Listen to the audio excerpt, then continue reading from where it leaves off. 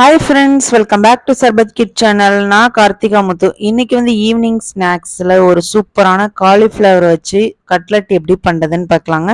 இந்த cauliflower cutlet பண்றது ரொம்பவே ஈஸிங்க.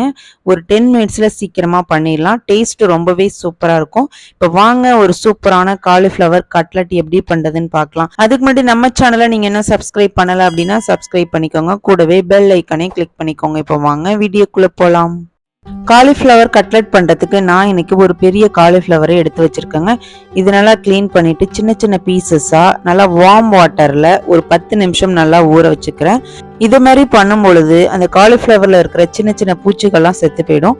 நெக்ஸ்ட்டு கேரட் துருவுற அந்த கட்டையை எடுத்து நம்ம காலிஃப்ளவர் கட் பண்ணி வச்சுருக்கோங்கள அதை நல்லா சீவி எடுத்துக்கலாங்க.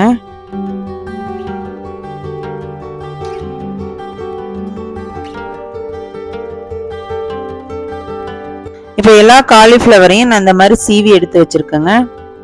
இப்போ ஒரு பெரிய மிக்சிங் பவுல் எடுத்துக்கோங்க. அதில் நம்ம சீவி வச்சிருந்த காலிஃப்ளவரை அதில் போட்டுக்கலாம்.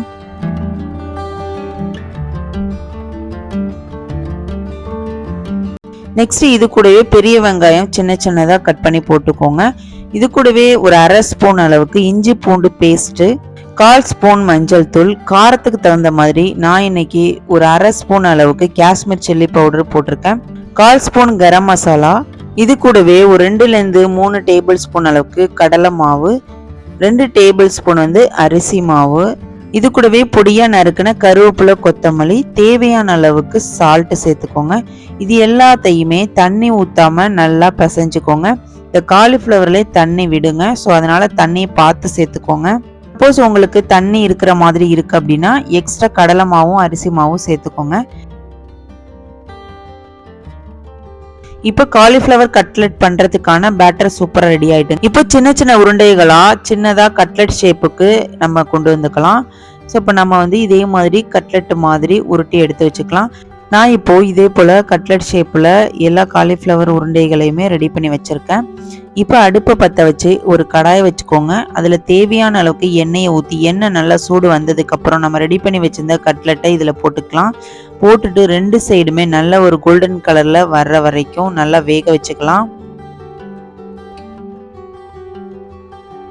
இப்போ கட்லெட் எல்லாமே ஒரு சைடு நல்லாவே வெந்துருச்சுங்க. இப்போ அடுத்த சைடு நம்ம திருப்பி போட்டுக்கலாம்.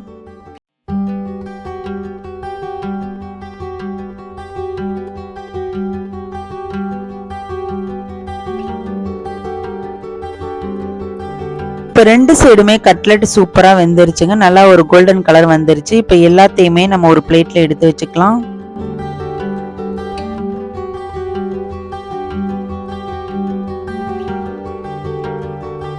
அவ்வளவுதாங்க. இப்போ சூப்பரான காலிஃப்ளவர் கட்லெட் ரெடி ஆயிட்டு இப்போ வாங்க பிளேட்டிங் பண்ணிடலாம்.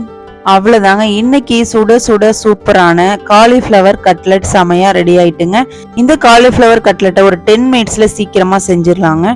இந்த காலிஃப்ளவர் கட்லெட் கூட டொமேட்டோ கெச்சப் வச்சு சாப்பிடும்போது டேஸ்ட் அட்டகாசமா இருக்குங்க. நீங்களுமே கண்டிப்பா ஒரு டைம் ட்ரை பண்ணி பாருங்க. உங்களுக்கு இந்த வீடியோ பிடிச்சிருச்சு அப்படின்னா ஒரு லைக் பண்ணிட்டு உங்களோட ஃப்ரெண்ட்ஸ் அண்ட் ஃபேமிலிக்கு ஷேர் பண்ணுங்க. நாளைக்கு ஒரு சூப்பரான ரெசிபியோட நான் உங்களை மீட் பண்றேன். தேங்க்யூ ஃபார் வாட்சிங்.